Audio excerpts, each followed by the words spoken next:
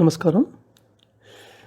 Now the chapter name is The Glamour of Liberation from Bondage to the Ego.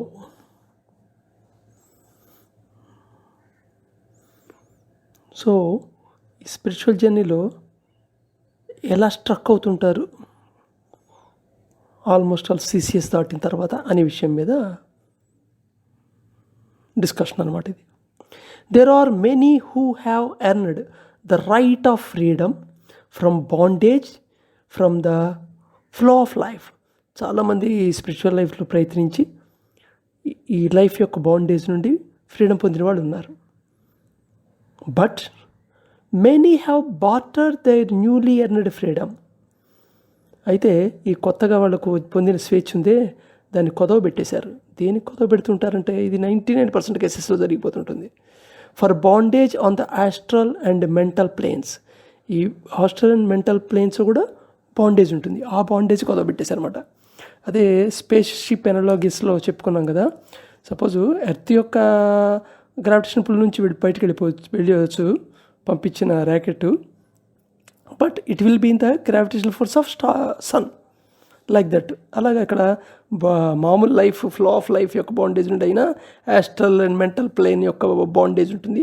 ఆ bondage ఇంకా బ్యూటిఫుల్గా ఉంటుంది, ఇంకా ఫ్యాషన్గా ఉంటుంది, నిజంగా ఇంకా ఎంథూజియాస్టిక్గా ఉంటుంది. దానికి బెండ్ అయిపోయి ఉంటారు. ఇది మ్యాక్సిమం కేసెస్లో జరుగుతుంటుంది. But what are those new terms we are introducing? ఇక్కడ ఆస్ట్రల్ అండ్ మెంటల్ ప్లేన్స్ అనే టర్మ్స్ ఇంట్రడ్యూస్ చేస్తున్నారు. Are those areas somewhere far away in our galaxy or it some other distant galaxy? ఇవేమన్నా ఈ స్పేస్లో వేరే మన గెలాక్సీకి దూరంగా ఉండే గెలాక్సీలో ఉందా, లేదా వేరే చోట ఉందా? ఏంటిది? Perhaps it is not exactly so. ఇది అలా అర్థం చేసుకోకూడదు. అంటే స్పేస్ రిలేటెడ్గా అర్థం చేసుకునేది కాదు. అంటే విశ్వంలో లేదు, ఆకాశంలో పోతే ఇంకో చోట ఇంకో గెలాక్సీలో ఇంకో లోకం లేదు, మెంటల్ లోకం అని ఇంకోటి ఆస్ట్రల్ లోకం అని అలా అనుకోకూడదు. It is different dimension at the same point. Perhaps our scientists will say that our astronauts have found no such areas existing. Already space science డెవలప్మెంట్లో వాళ్ళు అబ్జర్వ్ చేసినంత ఏరియాలో మటుకు ఇలాంటిది ఏమీ కనబడలేదు కూడాను వాస్తవంగా. It is to be noted that the 6th centre which we call the junior managing director is responsible for guiding in centre as well as for bringing about internal harmony of centres. ఈ యాక్చువల్గా మనం junior managing director అన్నాం కదా, పారామెంటల్ centre 6th centre, అది in సెంటర్ని అంటే 5th సెంటర్ని, సెక్షన్ 2లో మైండ్లో ఉన్న 6th సెంటర్ని, అలాగే సెక్షన్ 1లో ఉన్న 4 సెంటర్స్ మధ్య హార్మనీ, ఇంటర్నల్ హార్మనీ క్రియేట్ అవ్వడానికి ఉపయోగపడుతూ ఉంటుంది, రెస్పాన్సిబుల్ అవుతుంది. However unassumingly the 7th center or the senior managing director keeps helping both in center as well as the junior managing director, who do not realize this fact and feel that they are solely responsible for all progress.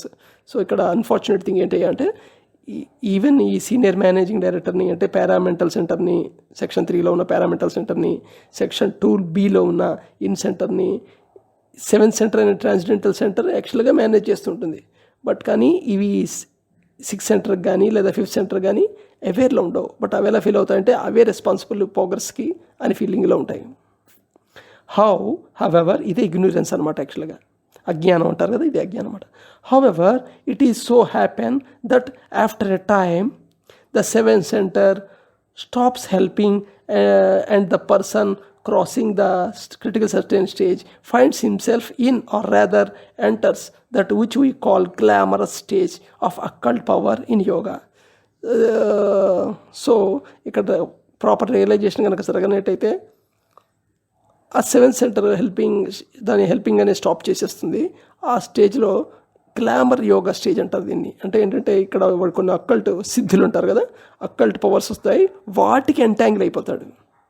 ఇప్పుడు ఎలాగైనా మన బాడీకి attach అయి ఉన్నామో, ప్లెజర్స్కి attach అయి ఉన్నామో, అలాగే ఈ సెంటర్ సెంటర్ మీదే డిపెండ్ అయ్యి మనం పనిచేస్తున్నాము, అలాగా యాక్చువల్గా వాటికి అటాచ్ అయిపోయి ఆ గ్లామర్, అందుకని గ్లామరస్ యోగా అంట, యోగా స్టేజ్ మాట ఇది.